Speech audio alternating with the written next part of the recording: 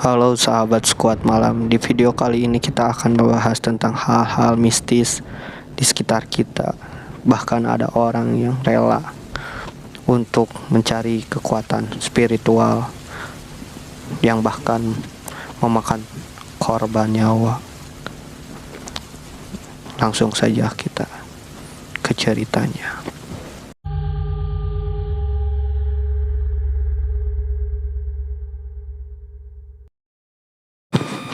Pesugihan, mungkin semua orang tidak percaya dengan kata pesugihan.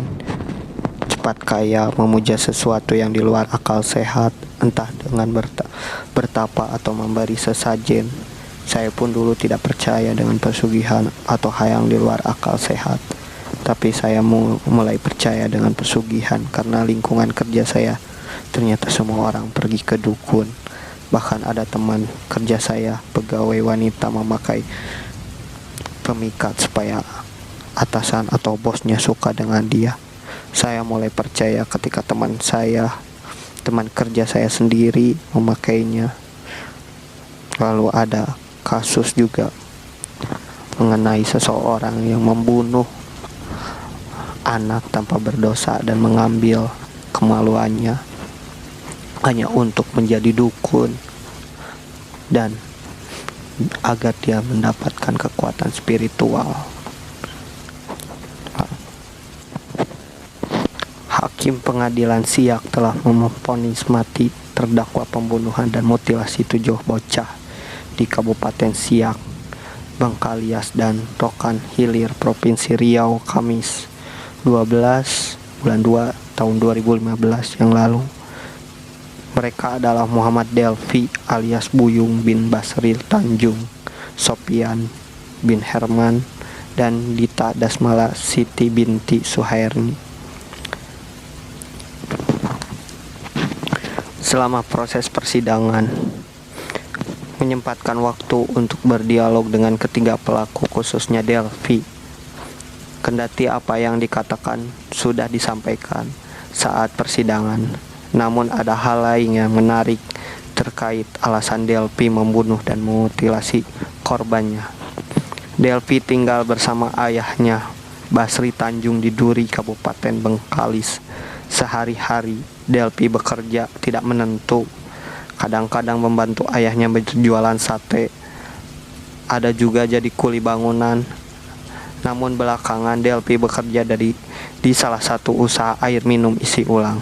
Selain menjual sate, ternyata ayah Delvi juga terkenal sebagai seorang dukun. Banyak warga yang datang berobat dengannya atau mencari barang yang hilang. Bahkan nama Basri Tanjung cukup terkenal di daerah Duri karena kepandaian mengobati orang sakit atau menerawang barang yang dicuri orang untuk dikembalikan sesuai keinginan pemiliknya. Sementara Delvi sejak memiliki pekerjaan tetap sekitar bulan Februari 2013, dia menikah dengan Dita Desmala Sari. Saat itu umur Delvi dan Dita sama-sama 19 tahun. Mereka sudah pacaran sejak duduk di bangku SMP. Namun pernikahannya hanya berlangsung 8 bulan. Sekitar bulan Oktober 2013, pasangan yang belum dikarunia anak itu resmi bercerai. Sekitar bulan Juli 2013, Delvi menerima saran ayahnya untuk menjadi dukun. Namun ada syarat yang harus dipenuhi Delvi, yakni meminum darah segar dari kelamin 7 orang laki-laki, dan ada juga yang menyebutnya harus mandi dengan air 7 kelamin laki-laki perjaka. Tapi sebelum mengambil darah, Delvi harus memastikan dulu bahwa calon korbannya tidak mengidap penyakit impoten. Itulah alasannya, sebelum memotong kemaluan korban, Delvi memastikan dulu burungnya hidup, maka dikocoklah dulu. Saya tak pernah mengoreng atau merebus burung itu. Saya hanya minum dikit, lalu dioleskan ke bagian badan tertentu, termasuk ke burung saya. Itu pengakuan Delvi di sidang. Selain sebagai syarat untuk menjadi dukun, darah yang dioleskan itu akan membuat saya kebal terhadap senjata tajam dan juga perkasa diranjang. Sayangnya, setelah Delphi berhasil membunuh 7 orang korban, ayahnya meninggal dunia dan dia pun ditangkap polisi sekitar Agustus 2014. Fakta persidangan ternyata 7 korban Delphi merupakan anak-anak di bawah umur 10 tahun, kecuali 1 korban Acin, 40 tahun, di Duri, Kabupaten Bengkalis. Kendati sudah dewasa, namun korban memiliki keterbelakangan mental. Semua korban berjenis kelamin laki-laki dibunuh dengan cara yang sama, leher dijerat dengan kain sarung.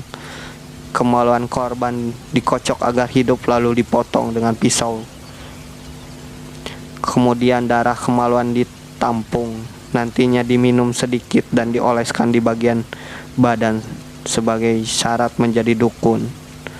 Korban Febri Della, lokasi pembunuhan di Kampung Baru, Kelurahan Rangu, Kecamatan Rantau Kopar, Kabupaten Rokan Hilir, dan Muhammad Akbar di Jalan Beladang, kilometer 10, Kecamatan Mandau, Bengkalis, dibunuh sendiri oleh Delphi malamnya. Delphi mengajak ayah ke lokasi untuk melihat mayat itu. Setelah dipegang kepalanya oleh Basri dan dibacakan mantra-mantra, mereka pulang ke rumah. Korban Marjeva Gea di kawasan Kabun Akasia, Desa Pinang, Sabatang Timur, Kecamatan Tualang, Siak, dan Farmasi Madeva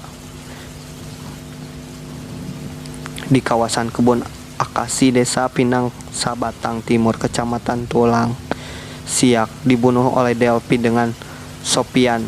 Delphi berjanji akan memberi Sopian uang 500.000 apabila mau membantunya untuk membunuh.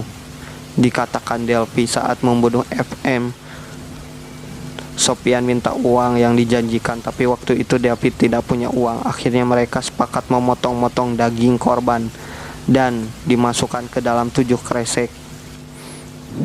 Lalu daging itu dijual kepada warga dan mengaku daging sapi. Hasil penjualan daging manusia itu diserahkan kepada Sopian. Sedangkan korban Muhammad Hamdi Al-Ihsan di Duri, lalu Randy Hidayat di Tulong Siak, dan Acin di Duri dibunuh Delphi dengan Dita. Awalnya Dita selalu menolak untuk membantu Delphi menghabiskan nyawa korbannya, namun karena dia takut ancaman Delphi akan membunuh dirinya jika tidak mau membantu menghabisi nyawa korban, akhirnya Dita mengikuti keinginan suaminya itu. Hakim Ketua Sorta Ria Neva telah memvonis mati ketiga terdakwa. Kendati mereka banding atas putusan itu, warga berharap apa yang sudah diputuskan Pengadilan Negeri Siak tidak berubah. Nyawa harus dibayar nyawa. Bahkan 7 kantong kresek yang telah dijual oleh Delphi, salah satunya diterima oleh ibu yang berjualan rendang. Karena si ibu itu tidak tahu apa daging yang dikasih Delphi, si ibu itu tidak menjadi menjualnya dan membuat rendang untuk keluarganya.